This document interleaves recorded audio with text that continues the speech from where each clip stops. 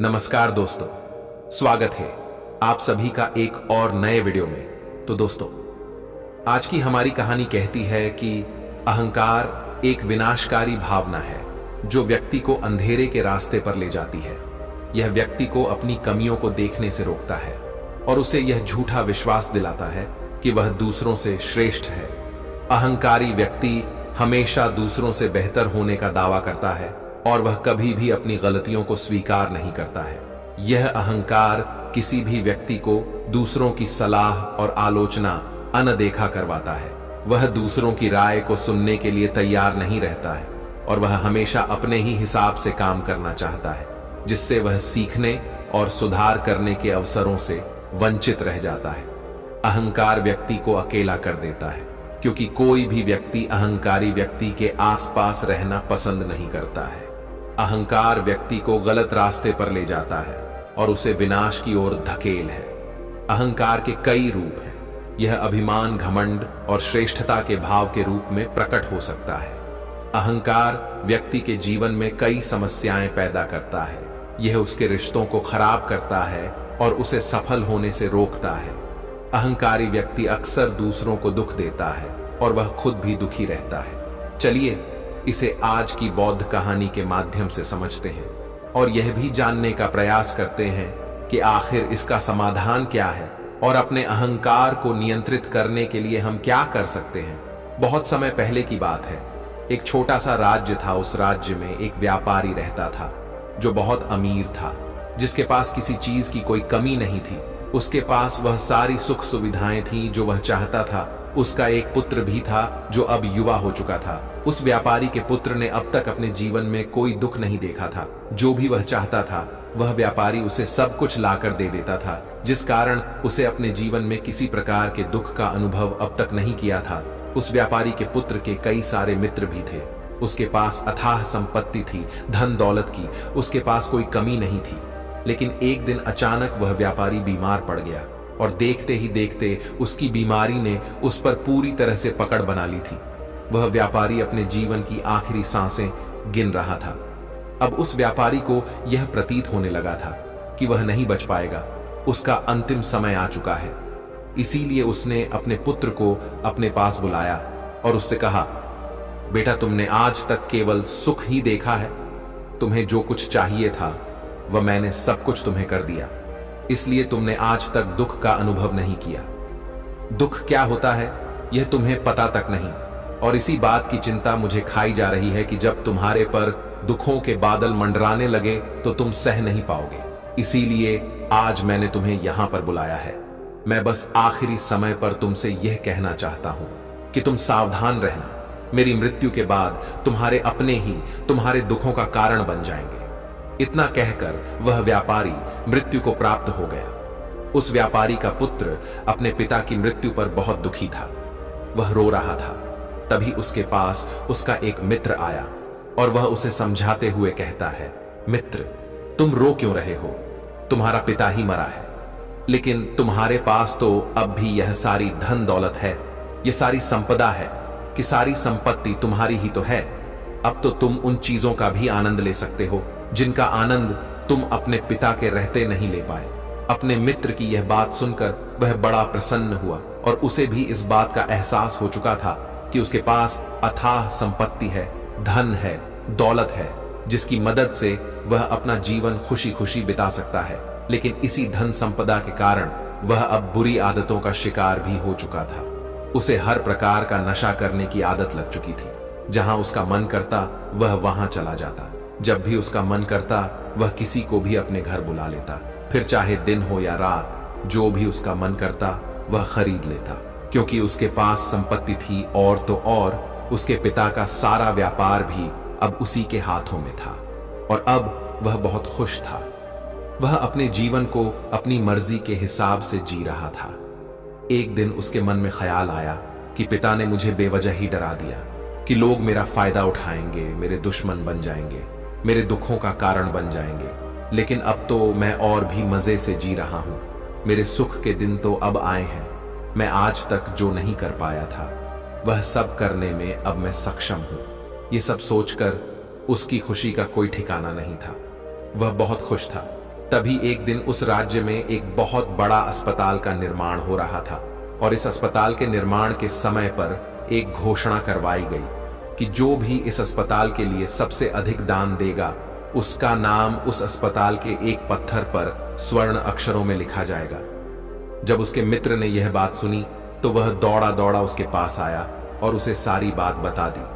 तब उस व्यापारी के पुत्र ने यह तय किया कि वह अस्पताल को सबसे बड़ा दान देगा और उसने ऐसा ही किया और साथ ही यह भी निश्चित हो गया कि उसका नाम उस अस्पताल के एक पत्थर पर स्वर्ण अक्षरों में लिखा जाएगा। लेकिन जब वह दान देकर वापस घर की ओर लौट रहा था तो रास्ते में उसे एक साधु मिले जो भोजन की मांग कर रहे थे। इस पर वह घमंडी व्यापारी का पुत्र कहता है, तुम जैसे लोग केवल 2 वक्त की रोटी के लिए हमेशा चिल्लाते रहते हो, पता नहीं तुम लोग कहां से आ जाते हो और भगवान तुम लोगों को पैदा ही क्यों करता है। तुम लोग गंदगी हो, तुम्हें जीने का कोई हक नहीं। केवल अपना पेट भरने के लिए 2 वक्त की रोटी के लिए तुम किसी के सामने भी झुक जाते हो। यदि झुकना ही है तो उस ईश्वर के सामने झुको, शायद वह तुम्हारी गलतियों को माफ कर दे और तुम्हें एक अच्छा जीवन प्रदान करे। हो सकता है वह तुम्हें भोजन भी दे दे। वह लड़का उन साधु को खरी खोटी सुनाकर वहां से चला गया। धीरे धीरे उस लड़के के पास उसके मित्रों, सहयोगियों और रिश्तेदारों की संख्या बढ़ने लगी। अब हर कोई उससे बिना पूछे कोई काम नहीं करता था। हर चीज में उसी से पूछा जाता था, जिस कारण उस लड़के को लगने लगा था कि अब मेरे बिना कोई काम नहीं हो सकता, जो भी हूं मैं ही हूं। जिस कारण उस लड़के का अहंकार अब 7वें आसमान पर था। सभी लोगों ने उसका मन जीत लिया था। सब लोग उसके विश्वास पात्र बन चुके थे। उस लड़के के पास अपार धन था, जिस कारण सब उससे जुड़े हुए थे। लेकिन यह बात उस लड़के को समझ नहीं आ रही थी। सभी लोग विश्वास के नाम पर अब उस लड़के से धन उधार लेने लगे थे और वह भी खुशी खुशी लोगों को धन उधार में दे दिया करता है। जो कोई उसे धन उधार लेने आता, वह जितना मांगता वह उससे ज्यादा ही उन्हें दिया करता, क्योंकि वह सभी की नजरों में अपने आप को साबित करना चाहता था। वह अपने आप को महान दिखाना चाहता था। लेकिन धीरे धीरे उसकी बुरी आदतों के कारण अब उसका व्यापार चौपट होने लगा था। देखते ही देखते एक दिन व्यापार में उसे बहुत बड़ा घाटा हुआ। उसका पूरा व्यापार कर्ज में डूब गया। अब वह बहुत परेशान हो चुका था, बहुत चिंतित हो चुका था। उसे यह समझ नहीं आ रहा था कि आखिर यह सब क्या हुआ। मेरे पास तो कुछ समय पहले अपार धन था और आज मेरे ऊपर बहुत बड़ा कर्जा है जिसे मुझे चुकाना ही होगा। तभी उसे उधार दिया हुआ धन याद आया जो उसने अपने मित्रों और सहयोगियों को दिया था, अपने रिश्तेदारों को दिया था। उसने सभी से वह अपना दिया हुआ कर्ज वापस मांगना शुरू किया, लेकिन किसी ने भी उसका दिया हुआ कर्ज उसे वापस नहीं दिया, बल्कि लोगों ने उसे दुत्कार कर वहां से भगा दिया। वे एक एक करके सभी के पास गया, लेकिन किसी ने उसकी कोई मदद नहीं की। देखते ही देखते उसका सब कुछ बिक गया। अब उसके पास कुछ न था। वह सड़क पर आ चुका था। तभी वह यह सोचने लगा कि अपने सुख के दिनों में मैं यह नहीं जान पाया कि मैं अपने शत्रुओं से घिरा हुआ हूं। मेरे पिताजी सही कहते थे कि मेरे अपने ही मेरे दुखों का कारण बनेंगे। पिताजी, आपका धन्यवाद। लेकिन मैं आपकी बातों को समझ नहीं पाया और आज देखिए क्या क्या हो गया। वह सारा दिन यहां से वहां भटकता रहा और सोचता रहा कि अब आगे क्या होगा। वह कैसे खाएगा, कहां रहेगा और कैसे सोएगा। उसे अपने पिता की याद सता रही थी। वह उन्हें याद कर करके रो रहा था। उसकी आंखों से आंसू बह रहे थे। लेकिन अब बहुत देर हो चुकी थी और अब धीरे धीरे उसे भूख भी लग रही थी। तभी उसने सोचा कि मैं उसी अस्पताल पर चलता हूं जहां पर पत्थर पर मेरा नाम स्वर्ण अक्षरों में लिखा गया है। मैं जाकर वहां पर कुछ मदद मांगता हूं। वह वहां पहुंचा और वहां के मालिक से वह कहता है, आपने मुझे पहचाना। मैं वही हूं जिसने इस अस्पताल को सबसे बड़ा दान दिया है और मेरा नाम इस अस्पताल के पत्थर पर स्वर्ण अक्षरों में लिखा गया है। हालांकि इस समय मेरी हालत कुछ खराब है और मेरे पास खाने के लिए भी कुछ नहीं है। क्या आप मुझे कुछ भोजन दे सकते हैं? मैं भूखा हूं, मुझे बहुत जोरों की भूख लगी है। मेरे अपनों ने मुझे धोखा दे दिया है। क्या आप मुझे कुछ भोजन दे सकते हैं? तभी मालिक कहता है, भिखारियों को भोजन इस अस्पताल के बाहर दिया जाता है। अस्पताल के अंदर नहीं जाओ और जाकर बाहर बैठ जाओ।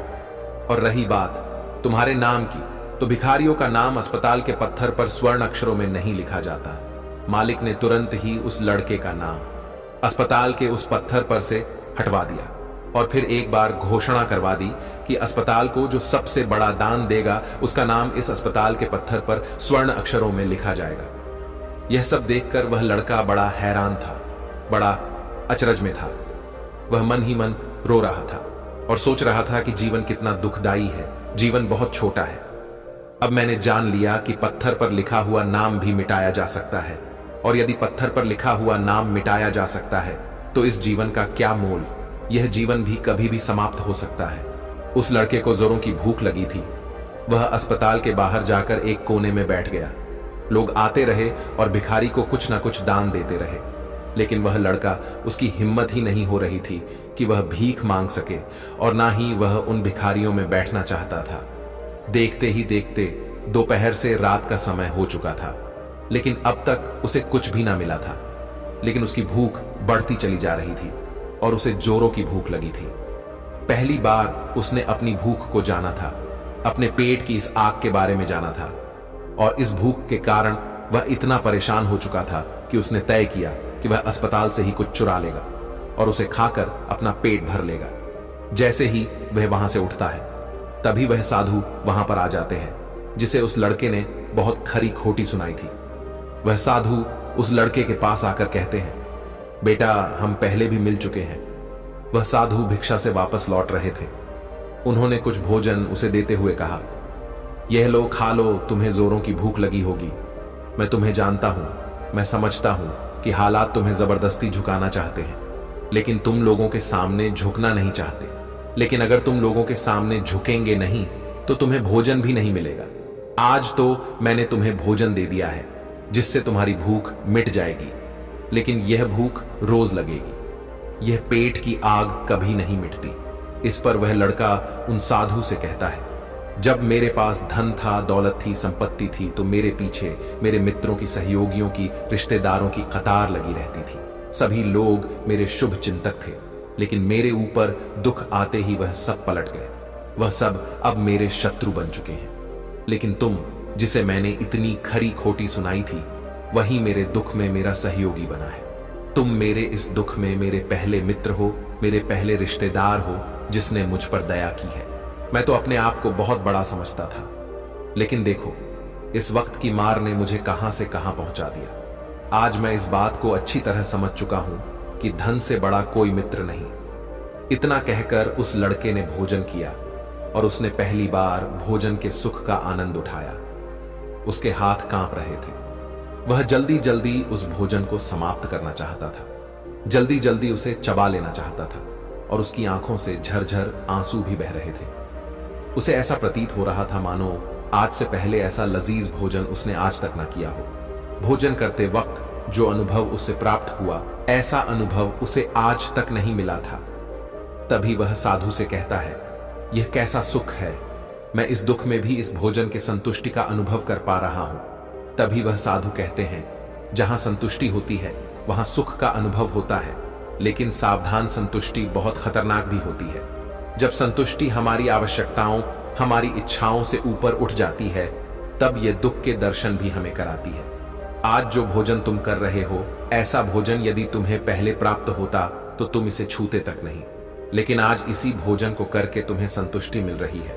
लेकिन जब तुम्हारे पास धन था, दौलत थी, तब तुमने इससे भी अच्छा भोजन किया होगा, लेकिन तब तुम्हें संतुष्टि नहीं मिली होगी, वह सुख प्राप्त नहीं हुआ होगा जो तुम आज अनुभव कर रहे हो। लेकिन सावधान, अगर ऐसा ही भोजन तुम्हें रोज मिलता रहे तो तुम और भी अच्छे भोजन की कामना करने लगोगे, और इसी कामना की संतुष्टि के लिए तुम्हारे मन में दुख पैदा होगा, और जब तुम अपने मन की इस कामना की संतुष्टि कर दोगे तो तुम्हें सुख भी प्राप्त होगा, लेकिन यह सुख आएगा और चला जाएगा। और जब तुम्हारे जीवन में इसी प्रकार के भोजन हमेशा आते रहेंगे और जाते रहेंगे तो तुम किसी और कामना, किसी और इच्छा की ओर आगे बढ़ने लगोगे। तब तुम किसी और इच्छा की पूर्ति करना चाहोगे, तुम किसी और इच्छा की संतुष्टि करना चाहोगे, और जब वह इच्छा पूरी नहीं होगी, जब तुम्हें संतुष्टि नहीं मिलेगी, तो तुम्हें दुख होगा, तकलीफ होगी, पीड़ा होगी, और यह श्रृंखला ऐसे ही आगे बढ़ती चली जाएगी। लेकिन जब तुम्हारे पास धन था, दौलत थी, तब तुमने इससे भी अच्छा भोजन किया होगा, लेकिन तब तुम्हें संतुष्टि नहीं मिली होगी, वह सुख प्राप्त नहीं हुआ होगा जो तुम आज अनुभव कर रहे हो। लेकिन सावधान, अगर ऐसा ही भोजन तुम्हें रोज मिलता रहे तो तुम और भी अच्छे भोजन की कामना करने लगोगे, और इसी कामना की संतुष्टि के लिए तुम्हारे मन में दुख पैदा होगा।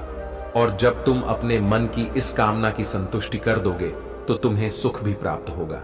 लेकिन यह सुख आएगा और चला जाएगा, और जब तुम्हारे जीवन में इसी प्रकार के भोजन हमेशा आते रहेंगे और जाते रहेंगे तो तुम किसी और कामना, किसी और इच्छा की ओर आगे बढ़ने लगोगे। तब तुम किसी और इच्छा की पूर्ति करना चाहोगे, तुम किसी और इच्छा की संतुष्टि करना चाहोगे, और जब वह इच्छा पूरी नहीं होगी, जब तुम्हें संतुष्टि नहीं मिलेगी तो तुम्हें दुख होगा, तकलीफ होगी, पीड़ा होगी, और यह श्रृंखला ऐसे ही आगे बढ़ती चली जाएगी। तुम हमेशा सुख के पीछे भागोगे, लेकिन दुख तुम्हारे पीछे यूं ही भागता रहेगा। तुम सुख को पकड़ना चाहोगे तो तुम्हें पकड़ना चाहेगा। इसी प्रकार यह प्रक्रिया यूं ही निरंतर चलती रहेगी। तभी साधु अपने थैले में से एक सोने की थैली निकालकर उस लड़के के हाथ पर रख देता है। तभी वह लड़का उस साधु से कहता है, हे महाराज, आपके पास इतना धन कहां से आया? आप तो एक वैरागी हैं। तभी वह साधु उस लड़के से कहता है कि यह धन तुम्हारा ही है। उस दिन जब तुम मुझे खरी खोटी सुनाकर अपने घर की ओर आगे बढ़ रहे थे, तभी तुम्हारी जेब से यह सोने के सिक्कों से भरा हुआ थैला नीचे गिर पड़ा, और मैंने इसे उठाकर अपने पास रख लिया, ये सोचकर कि जब तुम मुझे मिलोगी तब मैं इसे तुम्हें लौटा दूंगा। लेकिन उस दिन के बाद से आज तुम मुझे मिले हो, इसलिए मैं तुम्हें इसे लौटा रहा हूं। ले लो, यह तुम्हारा ही है। इस पर वह लड़का कहता है, हे महाराज, इसी धन के लिए तो मुझे मेरे मित्रों ने, मेरे सहयोगियों ने, यहां तक कि मेरे रिश्तेदारों ने भी मुझे धोखा दिया।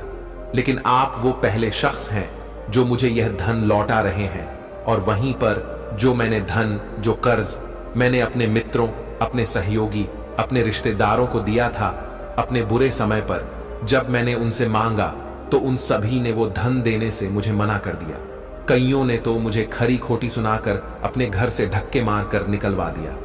लेकिन आप महाराज, वह पहले शख्स हैं जिन्होंने मेरे इस बुरे समय पर मेरा साथ दिया है, मेरा धन मुझे वापस लौट आया है। मैं आपकी सहायता के लिए आपका आभारी हूं। मैं इस धन से अपना व्यापार फिर से शुरू करूंगा और इस व्यापार को नई ऊंचाइयों तक ले जाऊंगा। तभी वह साधु उस लड़के से कहते हैं, हमें कोई दुख नहीं देता, बल्कि दुख के कारण तो हम स्वयं ही होते हैं। हम स्वयं ही खुद को धोखा देते हैं। सुख में हम भ्रमित रहते हैं, हमें यह पता नहीं चलता कि हम सही कर रहे हैं या गलत, और इसी प्रकार हम एक माया जाल में फंसते चले जाते हैं, क्योंकि सुख में हम अपनी आंखें बंद करके बस उस सुख का आनंद लेते हैं, और हम किसी चीज की तरफ ध्यान नहीं देना चाहते। हम नहीं जानना चाहते कि जीवन मीठा है तो कड़वा भी है, सच है तो झूठा भी है। सुख में हम केवल अपने अहंकार को बढ़ावा देते हैं। अहंकार व्यक्ति को गलत रास्ते पर ले जाता है और उसे विनाश की ओर धकेल है, व्यक्ति को अंधा बना देता है। इसी के विपरीत अगर हम देखें तो विनम्रता एक ऐसा गुण है जो व्यक्ति को सफलता की ओर ले जाता है। यह उसे दूसरों से सीखने में मदद करता है और उसे अपनी कमियों को स्वीकार करने की शक्ति देता है। अहंकार का त्याग कर विनम्रता को अपनाना ही सफलता और खुशी का मार्ग है। विनम्रता हमें अपनी कमियों को स्वीकार करने और उनमें सुधार करने की शक्ति देती है। यह हमें दूसरों से सीखने और उनके अनुभवों से लाभ उठाने के लिए प्रेरित करता है। विनम्र व्यक्ति दूसरों का सम्मान करता है और उनके विचारों को महत्व देता है, जिससे वह एक अच्छा मित्र और सहयोगी बन जाता है, और वह कभी भी किसी को नीचा नहीं दिखाता है। इसलिए अहंकार से बचना चाहिए और अपने अंदर विनम्रता का भाव रखना चाहिए। अहंकार और विनम्रता के बीच का अंतर एक कहानी के माध्यम से समझा जा सकता है। तभी इस पर वह लड़का कहता है, आप ठीक कहते हैं, जब मेरे पास धन दौलत थी, संपत्ति थी, तब मैं अंधा हो चुका था। मैं किसी चीज पर ध्यान नहीं देता था। मैंने उसे अपने इन दोनों हाथों से लुटाया है, और आज जब वह मेरे पास नहीं है तब मुझे उसके जाने का एहसास हो रहा है। और अब जबकि मैं इन दुखों से जूझ रहा हूं, तब जाकर मेरी आंखें खुली हैं। विनम्रता हमें अपनी कमियों को स्वीकार करने और उनमें सुधार करने की शक्ति देती है। यह हमें दूसरों से सीखने और उनके अनुभवों से लाभ उठाने के लिए प्रेरित करता है। विनम्र व्यक्ति दूसरों का सम्मान करता है और उनके विचारों को महत्व देता है, जिससे वह एक अच्छा मित्र और सहयोगी बन जाता है। और वह कभी भी किसी को नीचा नहीं दिखाता है। इसलिए अहंकार से बचना चाहिए और अपने अंदर विनम्रता का भाव रखना चाहिए।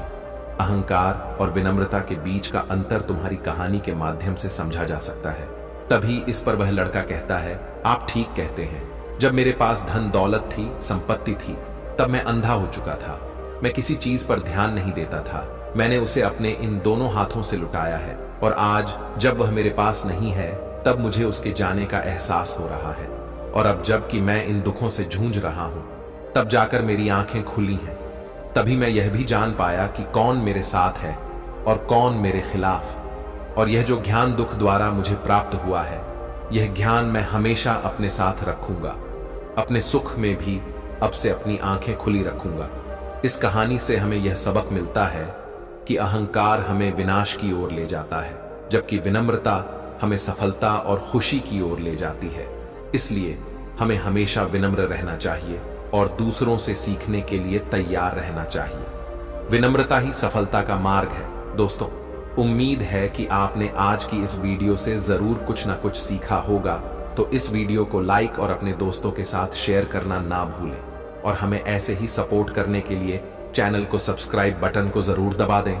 तो चलिए मिलते हैं ऐसी ही कोई नई कहानी में, कोई नए मैसेज के साथ। तब तक के लिए अपना ख्याल रखें। धन्यवाद और नमो बुद्धाय।